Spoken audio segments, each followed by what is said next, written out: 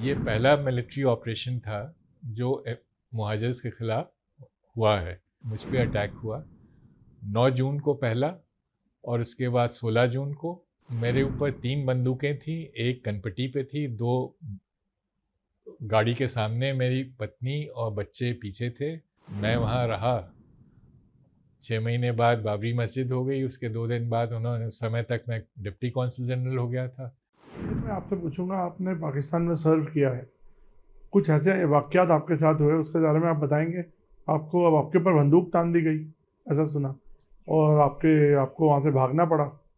साहब, मैं भागा नहीं। नहीं मतलब उस स्पॉट से आपको निकलना पड़ा। आप पे साहब, मैं, ये जो वाक़या हुआ है, मैं उस समय कौंसल था इंडियन कौंसलेट में। जून 92 में हुआ है। इसकी पृष्ठभूमि थी कि 27 मई को operation clean up Pakistan army ने मुहाजिर्स के ख़िलाफ़ लॉन्च किया। ये पहला मिलिट्री ऑपरेशन था जो मुहाजिर्स के ख़िलाफ़ हुआ है, और ये भाग्य की विडंबना है मुहाजिरों के लिए कि उन्होंने पाकिस्तान बनाया। 40 साल बाद उन्हीं के ख़िलाफ़ मिलिट्री ऑपरेशन हो रहा था।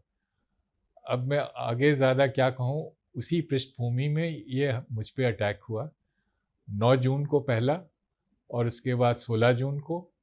और मेरे ऊपर 3 बंदूकें थीं, एक कनपटी पे थी, 2 गाड़ी के सामने, मेरी पत्नी और बच्चे पीछे थे। 9 जून को, और 16 जून में मैं अकेला था। उसके घटना के बाद भी मैं वहाँ रहा। 6 महीने बाद बाबरी मस्जिद हो गई, उसके 2 दिन बाद उन्होंने, उस समय तक मैं डिप्टी कौंसल जनरल हो गया था। कौंसल जनरल का घर जला दिया, और तब निर्देश आए हाई कमिश्नर से कि औरतों बच्चों को इवैक्यूएट किया जाए, तो 112 औरतें और बच्चे 12 घंटे की नोटिस में कराची से निकाले गए। तो कैसे निकाला आपने? वो साहब, अगले दिन, ये किस्मत की बात थी, इंडियन एयरलाइंस की एक फ़्लाइट आ रही थी। उस ज़माने में इंडियन एयरलाइंस नेबरिंग कंट्रीज़ में फ़्लाइट ऑपरेट करती थी। तो जब हाई कमिश्नर साहब ने मुझे फ़ोन पे कहा, उन्होंने कहा कि फ़ॉरेन सेक्रेटरी ने अप्रूव कर दिया है कि कल तुम औरतों बच्चों को भेज दो। तो मैंने उनको बताया कि ये फ़्लाइट आ रही है।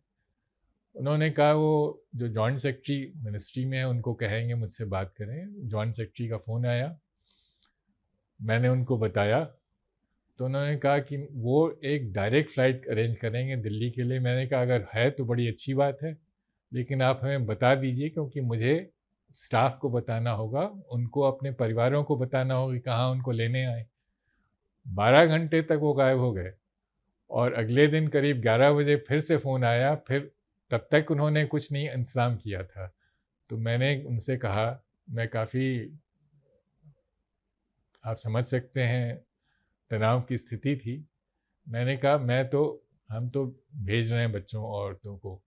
वो 1 बजे की फ़्लाइट थी, और वो फ़्लाइट उनको लेके बॉम्बे गई, और फिर बॉम्बे से उनको दिल्ली लाया गया।